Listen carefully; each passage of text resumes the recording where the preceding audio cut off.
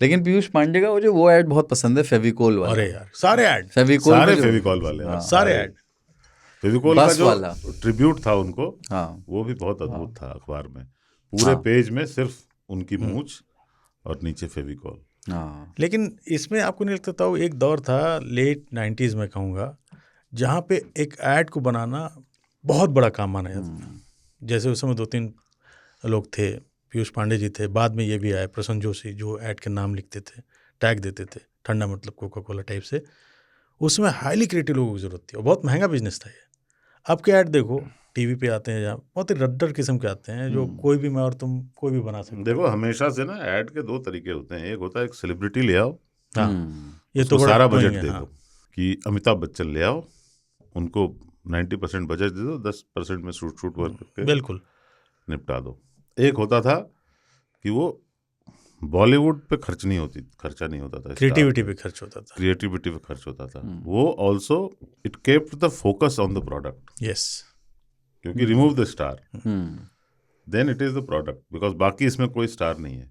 हाँ इवेंचुअली सब स्टार हो जाते थे बिकॉज इतना बढ़िया बड़ा कुछ product बनता ऐड था। इतना बढ़िया बन जाता था।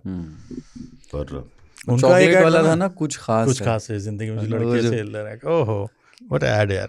उसमें उसको एक था, उसको इमेजिन करना, जैसे आप देखो ना, कुछ खास है। अगर मैं ये लाइन बोलूं, इसमें कुछ भी खास नहीं है, बहुत घिसी पिटी लाइन है, क्या बात है, लेकिन इसका जो विजुअल रिप्रेजेंटेशन है कि ये किस तरह दिख रही होगी, उस समय व्यक्ति क्या कर रहा होगा, वो ये सिक्स सोचना मारता है बहुत। स्टेडियम में घुसना, उसका हाँ, लहरा करके हाँ। डांस करके, ओहो।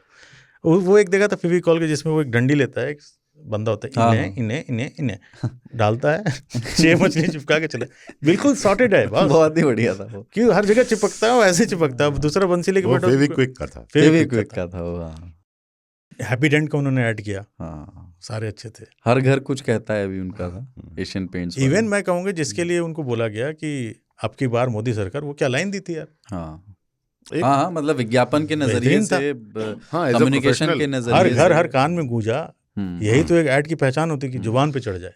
उनके में एक और चीज़ था कि जिस विधा में जो उन्होंने काम किया ना, उन्होंने इमोशंस, घर, रिश्ते, भारत का लोक, है ना, ऐड में दिखा दिया। एक बस, एक्चुअली बस चलती है उस तरीके से, जो जिसमें गाँव लोग वाले, लदे हाँ। होते हैं और हिल रहे होते हैं। हाँ, हिल रहे होते हैं। तो इसमें बहुत इंडियननेस उनके वो लेकर ये गया एक है। बहुत इंपॉर्टेंट चीज थी, जो क्योंकि प्रोडक्ट, एडवर्टाइजिंग इंडस्ट्रीज जो है ना बहुत ही ग्लोबल होती हैं, और थी यहाँ पर भी। और उन सब के जो आइडियाज होते थे ना, वो बड़े अंग्रेज होते थे, हाँ, यू नो। वो तो उन बिकॉज थॉट उनकी अंग्रेजी वाली होती थी। ये सब बड़े बड़े इंस्टीट्यूट में पढ़े होते थे, विदेशों में, यहाँ वहाँ सब बड़े एग्जीक्यूटिव पदों पे होते थे एडवर्टाइजिंग एजेंसी में या कंपनी में। तो उनकी सोच जो है वो उसी लेवल की रहती थी, और वो दुनिया के ऐड से इंस्पायर होते थे, यू नो।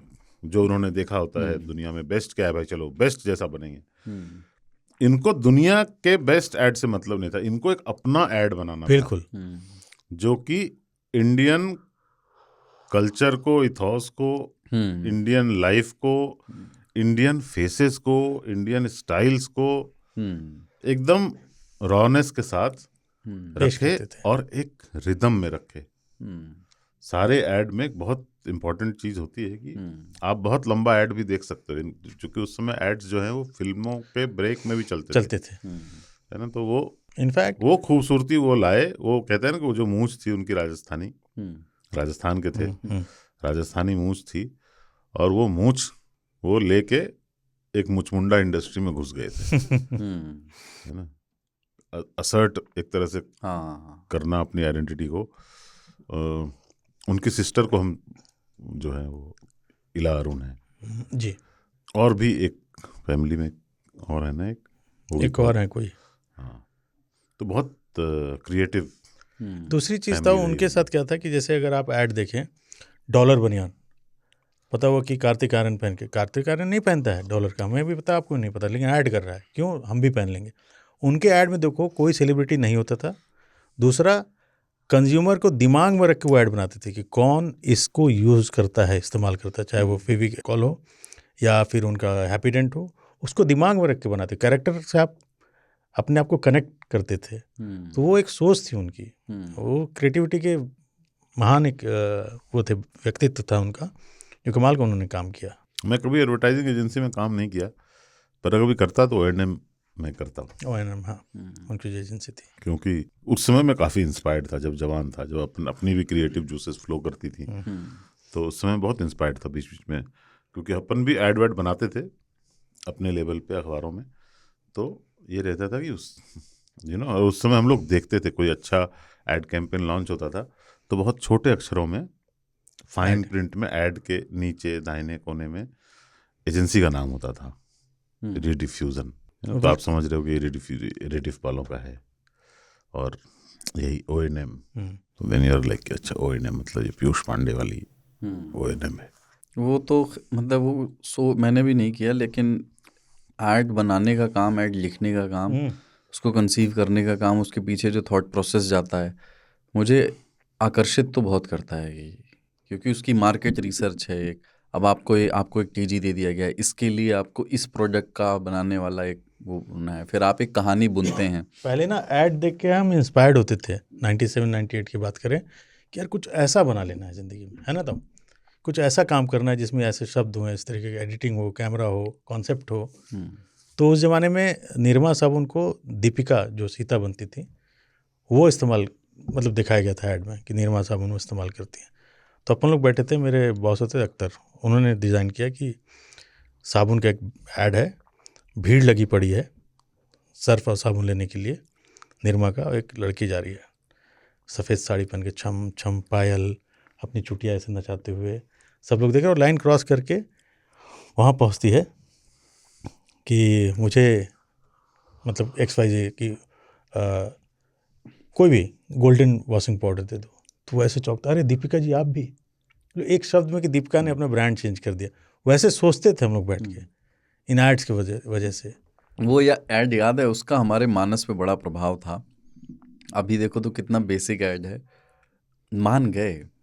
आपकी नज़र, आपकी पार की नज़र, ये मिले तो कोई वो क्यों ले, है ना, वही मान गए, आपकी नज़र, पार की नज़र और निरमा सुपर। हाँ, वो बस सिंपल है कि दुकान पे वो गई हैं और यार दुकान पहले पे ये होता था ऐड का दिमाग में असर डालना है। ऐड का मतलब ये होता है दिमाग में छाप दो। अब आपको ऐड याद भी नहीं रहते।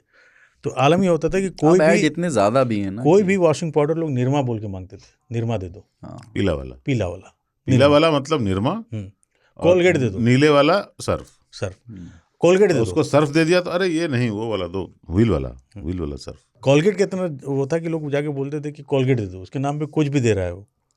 तो कोलगेट मतलब टूथपेस्ट, निरमा मतलब वॉशिंग पाउडर। वो ब्रांड कुछ इतने बड़े हो गए अपने एडवर्टाइजिंग से, और प्रोडक्ट का भी उसमें असर होगा कि अच्छा प्रोडक्ट रहा होगा। जैसे ज़ेरॉक्स, फोटो स्टेट के लिए ज़ेरॉक्स ही बोलते हैं, ज़ेरॉक्स ही होता है, ज़ेरॉक्स एक कंपनी है जबकि।